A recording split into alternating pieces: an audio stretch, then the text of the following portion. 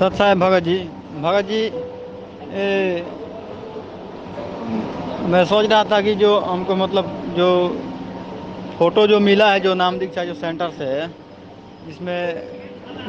कबीर साहब जी का, संत गरीबदास जी महाराज का, चितानंद जी महाराज का, स्वामी रामदेवानंद जी महाराज का, सतगुरु रामपाल जी महाराज का, मतलब पूरा फोटो मतलब एक ही में है। हाँ, तो हम सोचे है कि तत्व ज्ञान के आधार से कि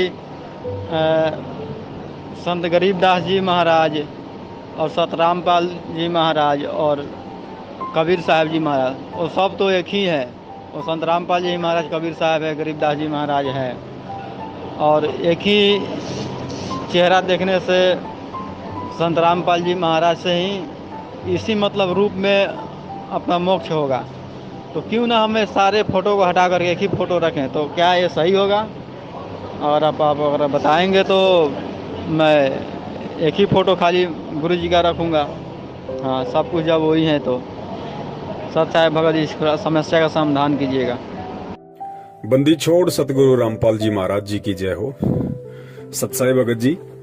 बिल्कुल बड़े भाई, आपने बिल्कुल लाख टके की बात कही है कि हमें जो फोटो मिली है आश्रम से या नाम दीक्षा केंद्र से, जिसमें बीच में हमारे परम पूज्य सतगुरु रामपाल जी महाराज जी विराजमान हैं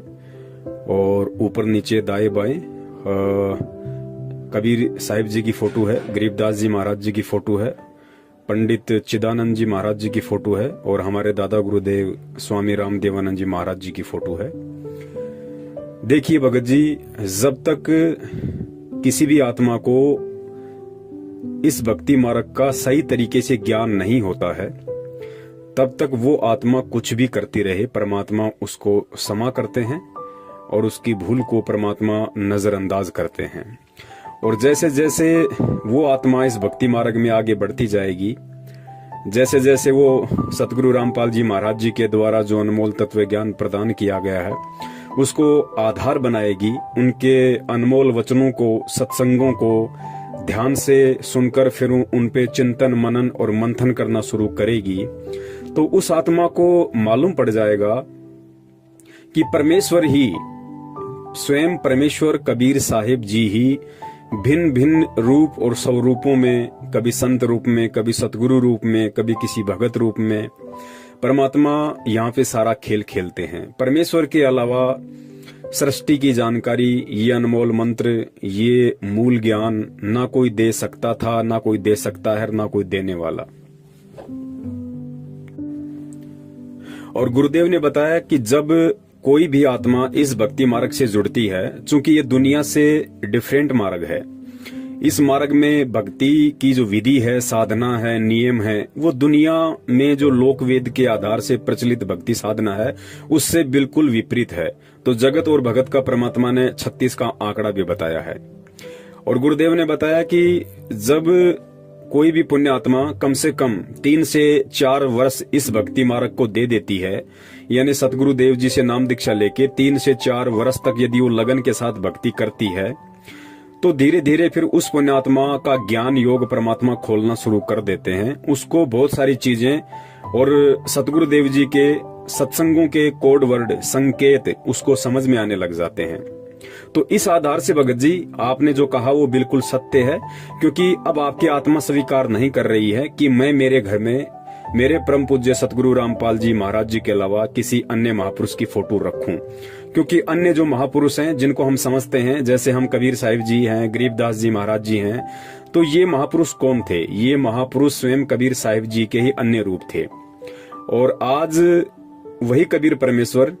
संत रामपाल जी महाराज जी का चोला धारण करके आज इस पृथ्वी पे प्रकट है, विद्यमान है। तो हमें बाकी के जो उनके स्वरूप हैं, आज से पहले परमात्मा देश काल और परिस्थिति के अनुसार जो लीला कर गए, अब हमारे लिए भगत जी उन फोटोओं का, उन स्वरूपों का कोई महत्व नहीं रह जाता है। आज हम कबीर परमेश्वर जी की वो फोटो जिस स्वरूप में वो 622 वर्ष पहले काशी में आए थे, चाहे हम उसकी पूजा करें या ना करें, उसका कोई महत्व नहीं है भक्ति मार्ग में हमारे लिए, क्योंकि हम परमेश्वर से परिचित हो चुके हैं, उनके ज्ञान से परिचित हो चुके हैं। तो हम भक्त आत्माओं के लिए जब साक्षात वो कबीर परमेश्वर सतगुरु रामपाल जी महाराज जी के चोले में हमारे प्रत्यक्ष है, सामने है, हमारे सतगुरु के रूप में है, हम उनकी शरण में हैं, तो 650 साल पहले वाली फोटो का या 250 साल पहले परमात्मा गरीबदास जी महाराज जी के रूप में आए उन फोटोओं का भगत जी हमारे लिए कोई महत्व नहीं रह जाता है। ठीक है, जब तक भगत को ज्ञान नहीं है वो इन फोटोओं को अपने घर में रख सकता है, कोई दिक्कत नहीं है। लेकिन जब आपको ज्ञान हो जाएगा, आपकी आत्मा आपको बार बार ये चिंतन करने पर विवश कर देगी कि भाई जब परमात्मा एक है तो फिर 4-4 फोटोएं क्यों रख रहे हो, 3-3 फोटोएं क्यों रख रहे हो। और भगत जी वही बात है, जब आत्मा का पति एक है तो फिर भगत जी हमें औरों की पूजा क्यों करनी है, हमें औरों को इतना महत्व क्यों देना, हमें केवल उसी रूप, उसी स्वरूप और उसी सतगुरु को महत्व देना है जिनसे आज हमारा मोक्ष होना है। कबीर साहिब जी 650 साल पहले आए थे।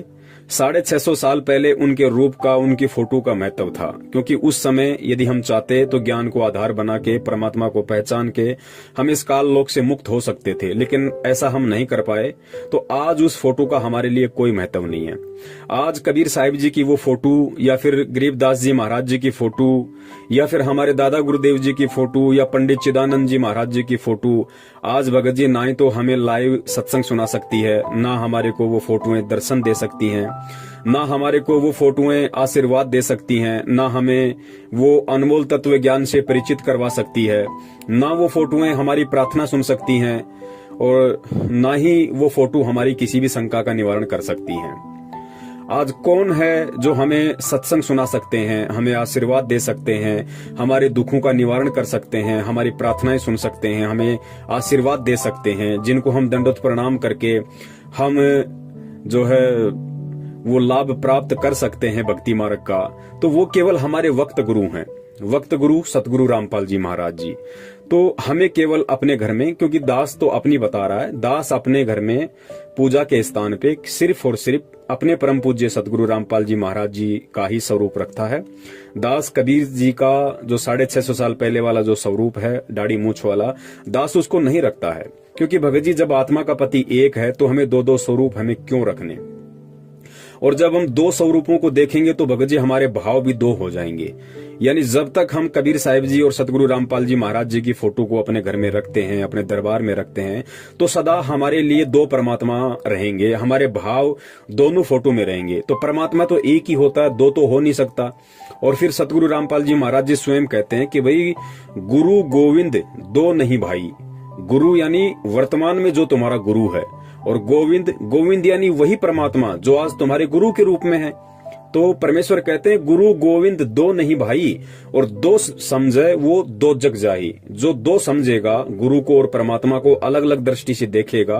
कि भाई परमात्मा तो कबीर जी हैं जो सतलोक में बैठे हैं, और मेरा जो गुरु है संत रामपाल जी महाराज, ये तो उनका भेजा हुआ संदेशवाहक है, उनका भेजा हुआ संत है, उनका भेजा हुआ प्रतिनिधि है। तो कहते हैं वो आत्मा भक्ति करते करते भी जब शरीर छोड़ेगी, और शरीर छोड़ते समय तक भी यदि उसका यही भाव रहा कि गुरु और गोविंद दोनों अलग अलग होते हैं, तो वो आत्मा, परमात्मा कहते हैं गुरु गोविंद 2 नहीं भाई, 2 समझे वो 2 जग जाई, वो नरक में जाएगा। तो भगत जी हमने ऐसी गलती क्यों करनी है। हमने केवल एक ही फोटो को अपने दरबार में रखना है, एक ही रूप को हमारे मन मंदिर में संवार के रखना है, हमारे हृदय में जचा के रखना है। तो दास तो केवल अपने परम पूज्य सतगुरु रामपाल जी महाराज जी का स्वरूप ही अपने पूजा स्थान पे रखता है। दास 650 साल पहले वाली उनकी जो फोटो है, दास उनको अपने घर में नहीं रखता है, क्योंकि मेरा परमात्मा एक है, एक ही है और एक ही रहेगा। बहुत सारे भगत भाइयों की शंका है कि भाई इष्ट अलग होता है और गुरु अलग होता है। हमारे जो इष्ट हैं वो कबीर साहिब जी हैं, और हमारे जो गुरु हैं वो संत रामपाल जी महाराज जी हैं। तो देखिए उन पुण्यात्माओं का ये बहुत बड़ा धोखा है, वो अभी परमात्मा के तत्व ज्ञान से परिचित नहीं हो पाई हैं। देखिए सतगुरु रामपाल जी महाराज जी वर्तमान में 3 भूमिकाओं में हैं। वो स्वयं परमेश्वर भी हैं, सतगुरु की भूमिका भी वो स्वयं कर रहे हैं, और एक भगत की भूमिका में भी वो हैं। और परमेश्वर की वाणी भी है कि साहिब से सतगुरु भय, सतगुरु से भय संत, धर धर वेक विशाल अंग खेले आदि और अंत। और दूसरी परमात्मा की वाणी है कि साहिब से सतगुरु भय, सतगुरु से भय साध, ये तीनों अंग एक हैं, गति कुछ अगम अगाध। स्वयं परमात्मा यहाँ पे साबित कर रहे हैं कि ये जो तीनों अंग हैं ये तीनों एक ही हैं, यानी वो परमात्मा ही स्वयं साहिब है, वो परमात्मा ही सतगुरु की भूमिका करता है और वो परमात्मा ही एक सुयोग्य भगत की भूमिका करके ये उदाहरण पेश करता है कि एक शिष्य का, एक भगत का अपने गुरु के प्रति कैसा प्रेम होना चाहिए, कैसी उसकी लगन और निष्ठा होनी चाहिए, कैसा अपने सतगुरुदेव जी के प्रति जब वो उसके सामने जाए तो कैसे उसके आव भाव और आचार विचार होने चाहिए, गुरु के सामने कैसे रहा जाता है, कैसे बोला जाता है। तो इन सब बातों को समझाने के लिए एक उदाहरण के तौर पे, जैसे 650 साल पहले कबीर परमात्मा ने रामानंद जी को अपना मुंह बोला गुरु बनाया था, केवल ये उदाहरण पेश करने के लिए कि गुरु और शिष्य का नाता कैसा होता है, कितनी आपस में मर्यादा होती है। ठीक वही भूमिका वर्तमान में वही कबीर परमात्मा 8 सितंबर 1951 के दिन भारतवर्ष की इस पवित्र भूमि पे गांव धनाना, जिला सोनीपत, हरियाणा में प्रकट होके और फिर आगे चल के जैसे ठीक का समय आया, उन्होंने स्वामी रामदेवानंद जी महाराज जी को अपना मुंह बोला गुरु धारण किया और परमात्मा ने एक भगत बनकर एक भगत वाला उदाहरण पेश किया कि भाई गुरु का शिष्य के प्रति कैसा भाव, कैसी लगन, कैसी निष्ठा, कैसा आचार विचार, गुरु के सामने कैसी रहनी करनी शिष्य की होनी चाहिए। वो परमात्मा ने एक एग्जाम्पल पेश किया ताकि हम जब सतगुरु रामपाल जी महाराज जी को अपने सतगुरु के रूप में धारण करें तो उनके जीवन को देखते हुए हमने भी वैसा ही व्यवहार करना है जैसा उन्होंने करके दिखाया। तो भगत जी परमात्मा एक ही है और इष्ट रूप में वही परमात्मा है जो आज इस धरती पे प्रकट है। तो इस सत भक्ति मार्ग में देखिए, अज्ञानी संतों और महंतों के द्वारा जो भक्ति साधना करवाई जाती है, क्योंकि वो गुरु अधिकारी नहीं है इसलिए उनका इष्ट अलग है, लेकिन हमारा जो इष्ट है वो स्वयं ही परमात्मा है। हमारा गुरु स्वयं ही वो परमात्मा है, कबीर साहब है, क्योंकि कबीर साहब के अलावा इस भक्ति मार्ग को, कबीर के मार्ग को कबीर के अलावा कोई नहीं चला सकता। कबीर जी के द्वारा रची गई सृष्टि की जानकारी कबीर जी के अलावा कोई नहीं बता सकता और कबीर जी के द्वारा जो तत्व ज्ञान दिया गया है उसको स्वयं ही वो कबीर परमात्मा एक साधु संत और सतगुरु के रूप में, एक तत्वदर्शी संत की भूमिका में परमात्मा स्वयं ही आके उसका प्रचार प्रसार करता है, दूसरा कोई नहीं कर सकता। इसलिए इस भक्ति मार्ग में, यानी इस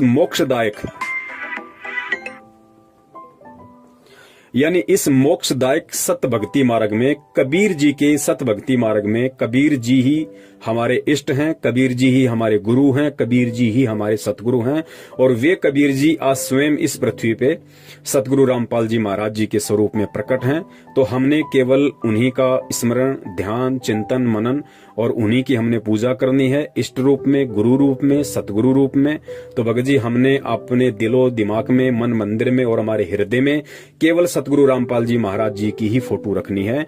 क्योंकि हम